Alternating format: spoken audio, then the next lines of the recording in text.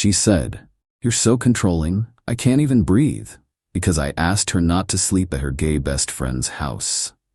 I said, "Breathe all you want." When she came back, her stuff was in bags.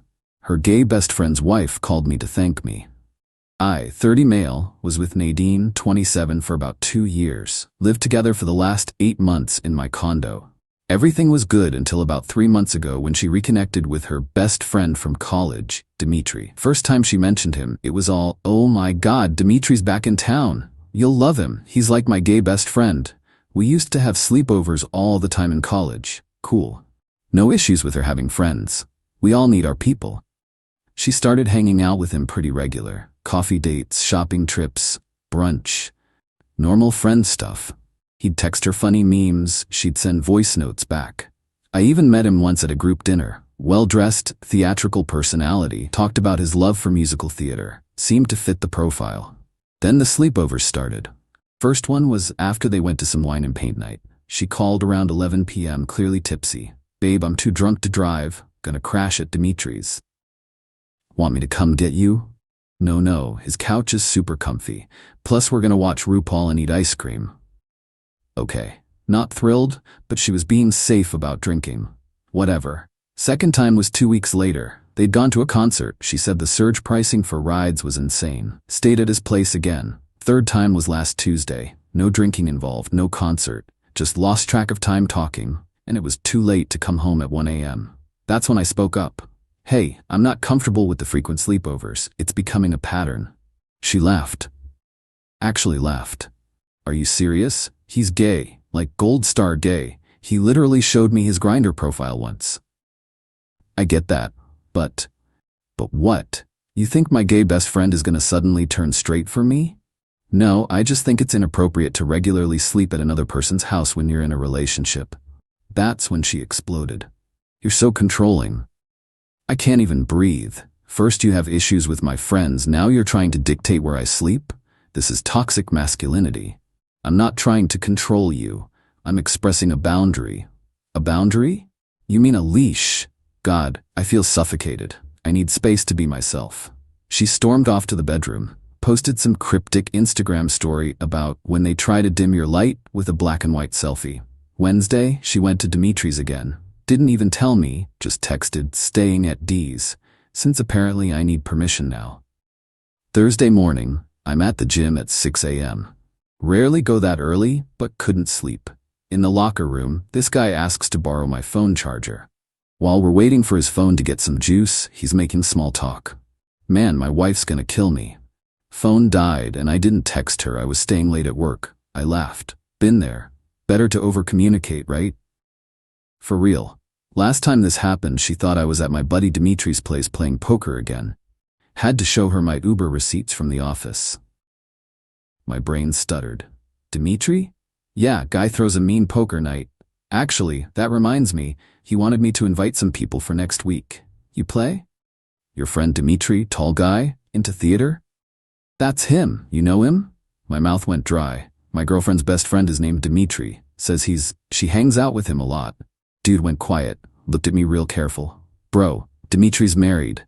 To my cousin Elena. Been together like 6 years." The gym floor tilted a little. "Married? Yeah, what did you say your girlfriend's name was?" "Nadine." His face changed. "Blonde? About this tall? Laughs really loud?" I nodded. "Bruh. What? She stays over there sometimes, right?" I just stared at him. He rubbed his face. "Man, I shouldn't, but Elena's been in Greece for the past month. Her mom's sick. Dimitri's been, I thought they were having issues, but he's not gay. Definitely not gay. He's into theater, but the dude's straighter than a ruler. Used to be a whole player before Elena." I left the gym, sat in my car for an hour, everything clicking into place. The sleepovers, the defensiveness, the gold star gay insistence.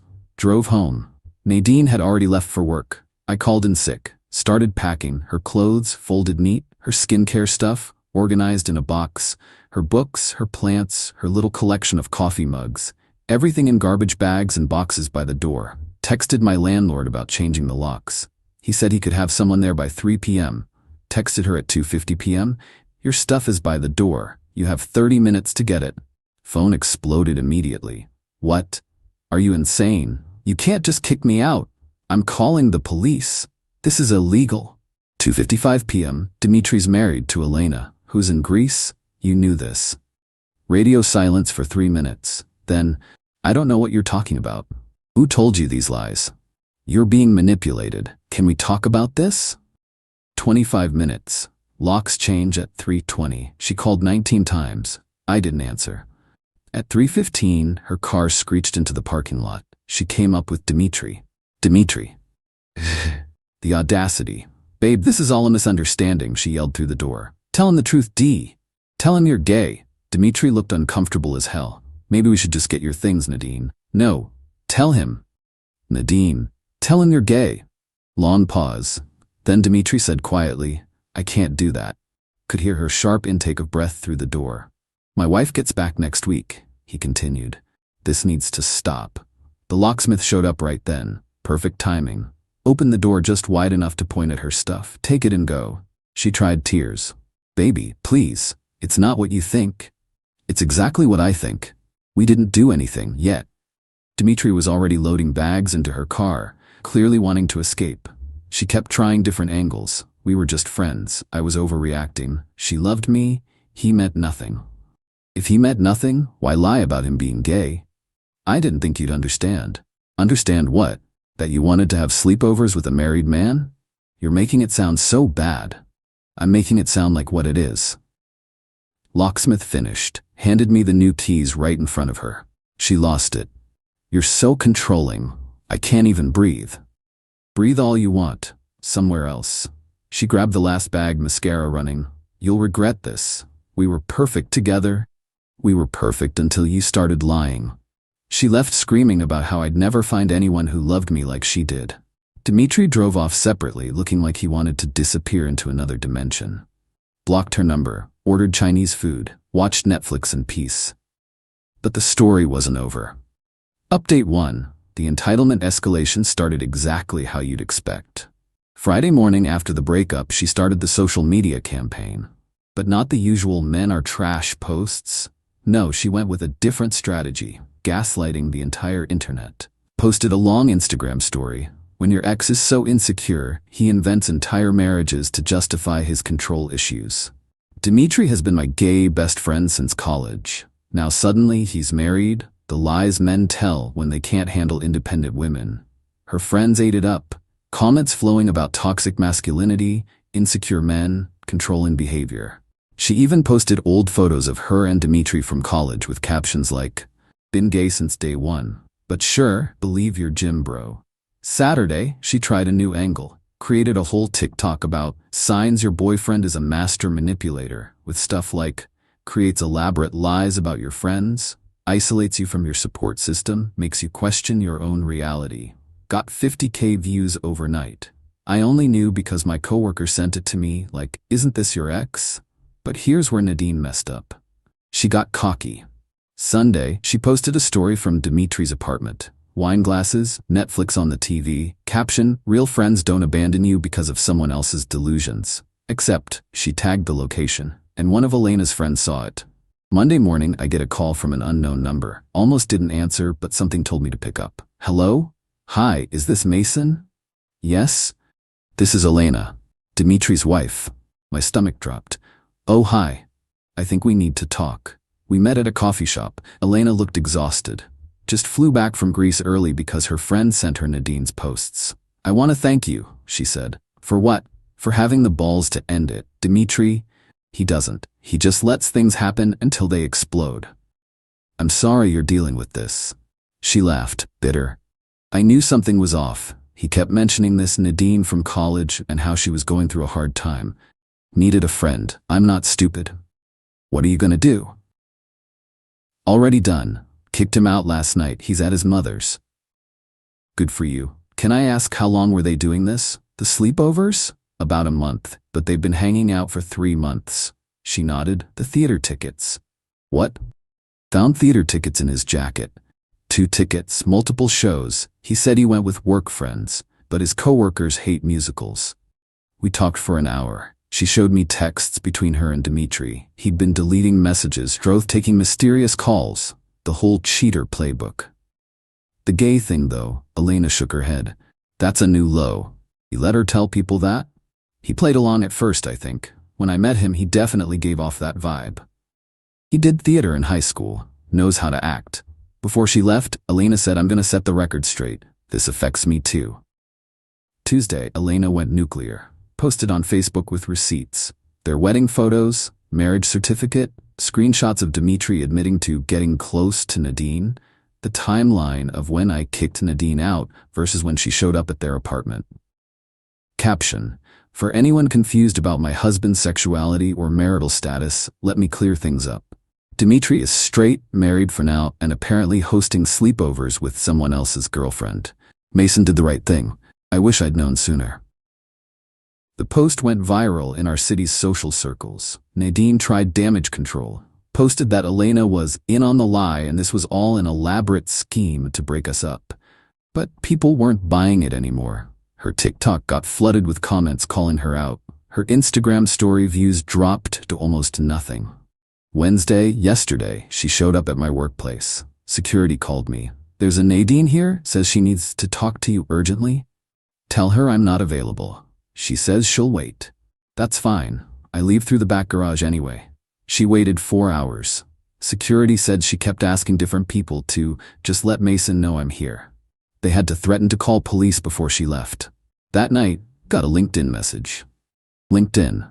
Mason, we need to discuss this like adults. Elena is clearly unstable and Dimitri is just going along with her delusions to save his marriage. You know me. You know I would never lie to you. Please just hear me out. The delusion was astronomical. Even with all the evidence out there, she was still sticking to her story. But the best part? Dimitri finally cracked. He posted his own statement on Instagram. I need to be honest. I let a lie spiral out of control. I'm not gay. I'm married.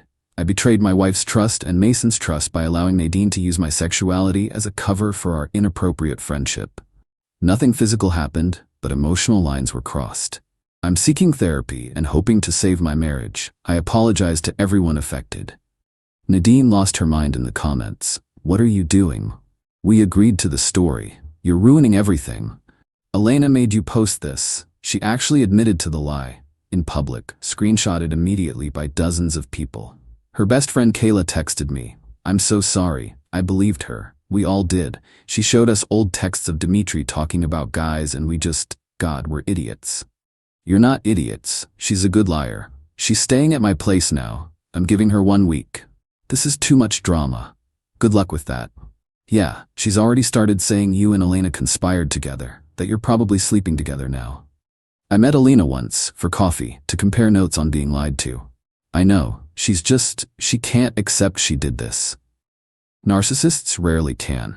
This morning, woke up to 73 Instagram notifications. Nadine had gone through and commented on every single photo I've ever posted with Elena in it.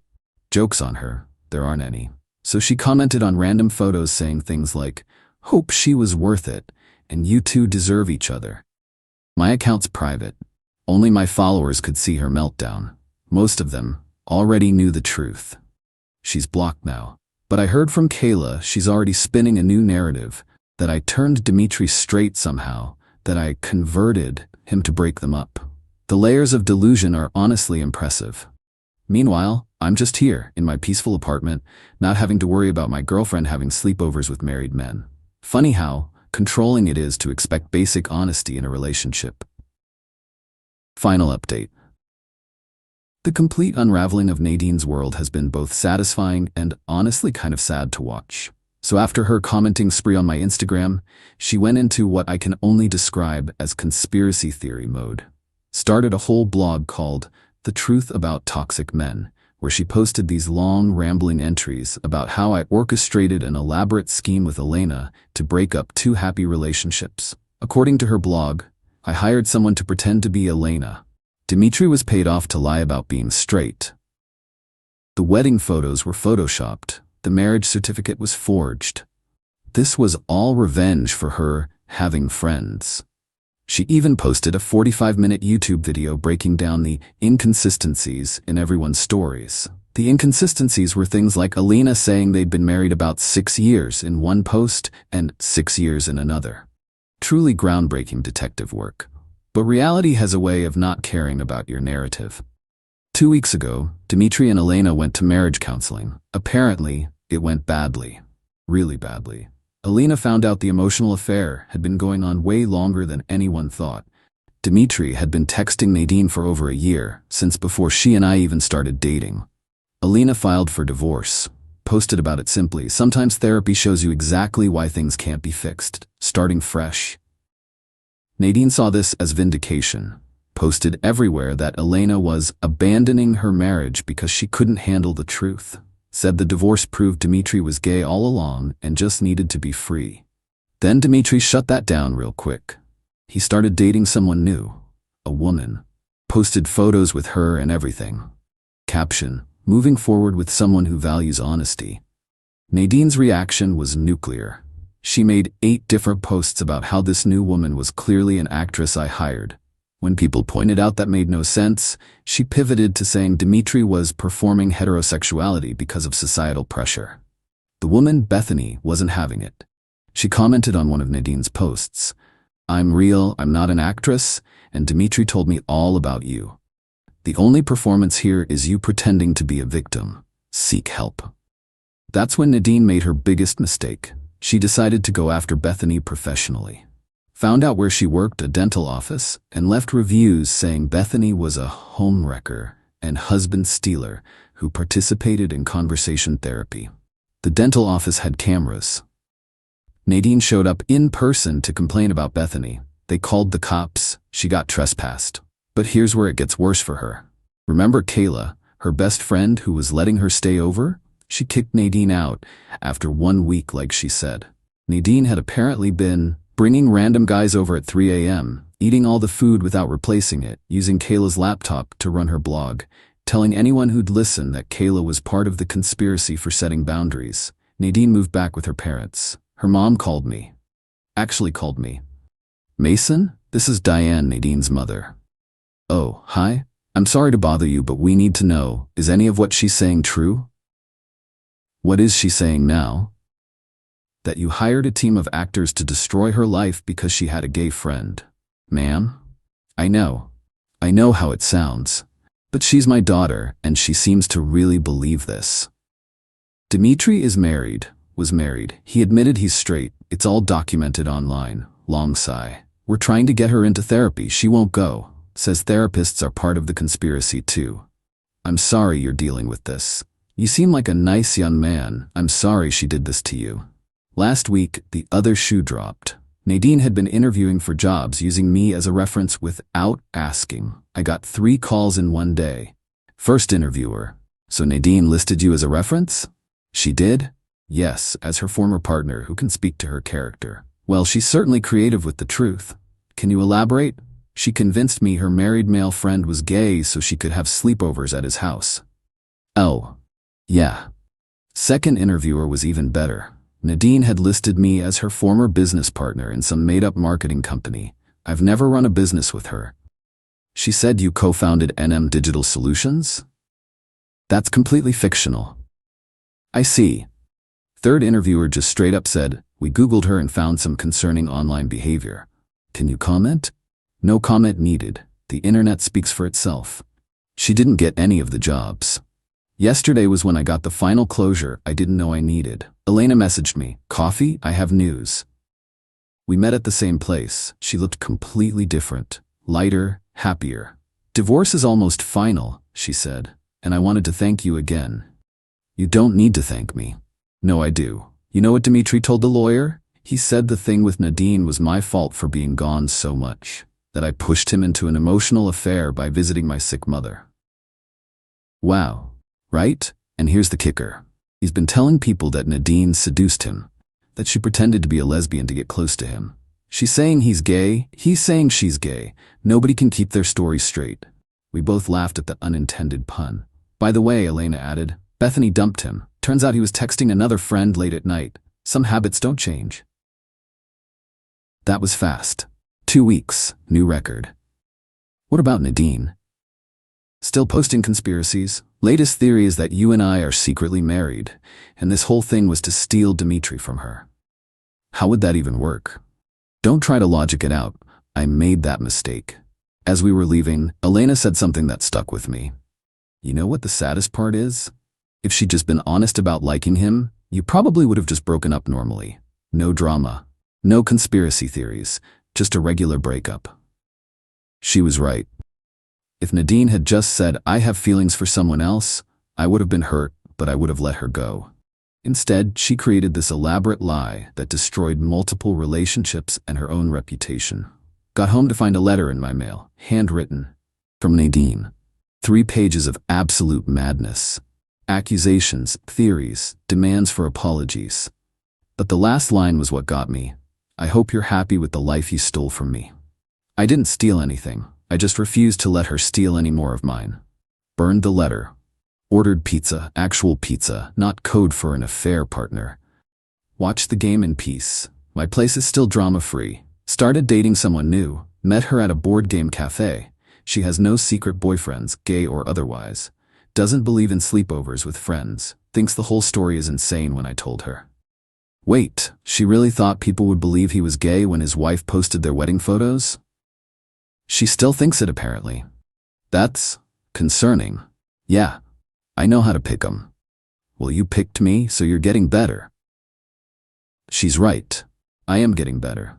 Better at boundaries. Better at trusting my gut. Better at walking away when someone shows me who they are. Nadine's still out there, probably cooking up new theories about why her life fell apart. But that's not my problem anymore. Sometimes the best revenge isn't elaborate. Sometimes it's just refusing to participate in someone's lies and letting reality do the rest. Breathe all you want, Nadine. Just do it somewhere else.